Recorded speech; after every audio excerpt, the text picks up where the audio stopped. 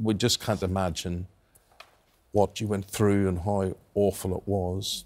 That rescue, how long did it feel before somebody was there for you? Did you feel that you were going to die? Yeah, I 100% believe that. I didn't actually believe that I was getting out of there until I was actually back on land after they had brought us. Even on the boat, I was thinking something's going to happen. We're not going to get out of here. So until we were actually in Rafina, after they'd rescued us, that's when I truly believed that's it. We're home. We're, like, not home, but we're safe.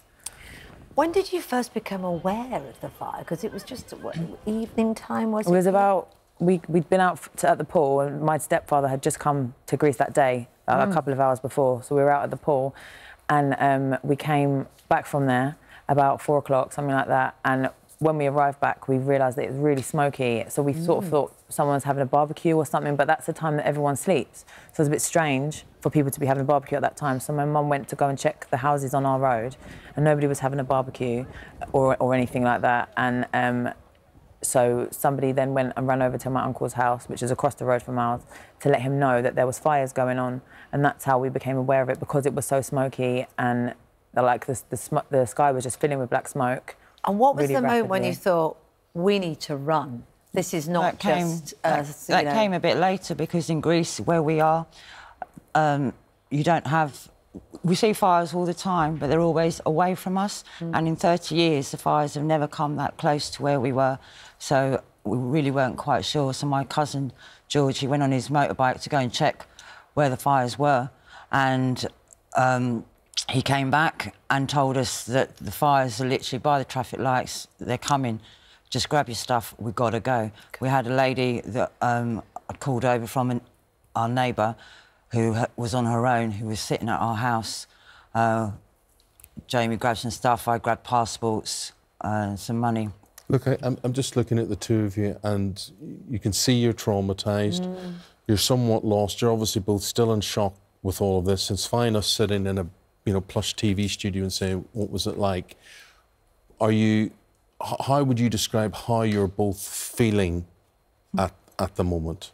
It's really hard, because, you know, we're really lucky that we're alive, and in our whole street, our house is the only one that's standing. And although I'm 30 years old, at that time, it's like I go into like being a child, and I just expect my mum to make it better and figure out how we're going to get out of this. And you just can't. She did try. But you just can't. I was looking to see how we could get out, because for me, I know those waters. I've been in that sea since I was a little girl, and I'm aware of everything around. I knew where it was deep, I knew where it was shallow, you know, so... Well, thank goodness. Yeah, because we were in the water up to our necks, you know, and I was quite fearful of getting to a point where you're treading water, because I knew we wouldn't be able to do that. But we moved further forward, and we were standing, you know, for many hours, and eventually we came more to the shallow end, further down the beach towards some rocks, and we sat on these rocks for a long time. But I was looking at the steps, and I was wondering if we could maybe go up those steps and go towards on foot by Rafina. But you could see everything's burning. You said your house is the only house in the street that's still standing. When will you go back? Will you go back? Well, we went back the very next morning when we found out, obviously, to see everything. And now there's no electric, there's no water there. We have nothing. Well, I don't know how long that's going to be before